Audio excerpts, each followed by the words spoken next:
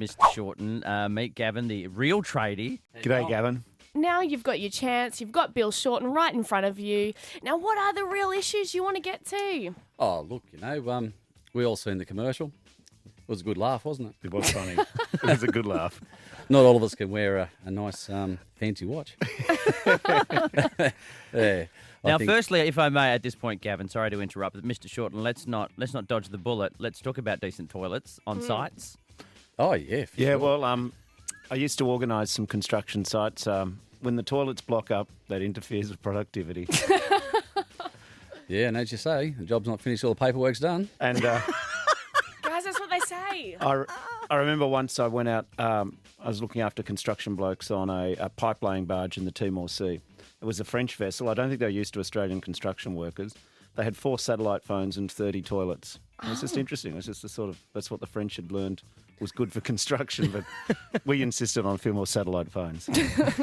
Now, Gav, we'll give you a fair opportunity here as much as we had our mucking around one before. Is there an actual genuine tradie question you would like to ask Bill Shorten? Yeah, there is just one.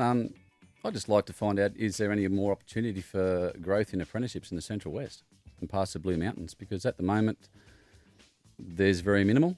And I think in some of those towns in the Central West, they're struggling. And even to look at the job adverts around the place, there's not a lot of advertisements for tradesmen even. Well, the Central West has been hit by a change of industry. You've seen collieries close, power station close. Burleigh used to make their product out there. There's been 2 cement facilities closed, Candos and Portland Cement Facility.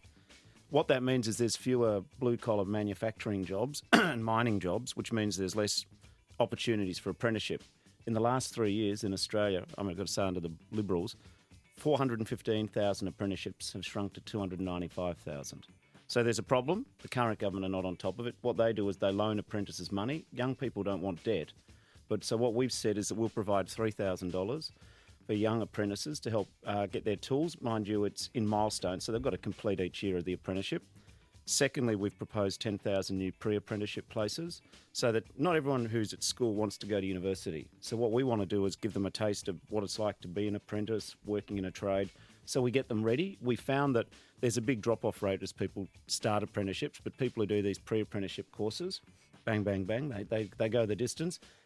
The other thing which we're going to do is we're going to make sure that there's greater support for local content. So when the Commonwealth spends money, say on a big road, say on a rail project, we're going to require that 1 in every 10 employees is an apprentice. So we want to create jobs for apprentices. We want to provide more support for apprentices while they're doing their apprenticeship. We're going to shut down the dodgy providers. There's been a lot of rorts. What we found is the 10 top private providers of vocational education in Australia are graduating 4 in 100 students. Well, that's a hopeless rate. What they're doing is getting the government loans, people get into debt. It's a rort. So we're going to put more money back into public TAFE. So there's 3 or 4 things we'll do which will have an impact in the Central West.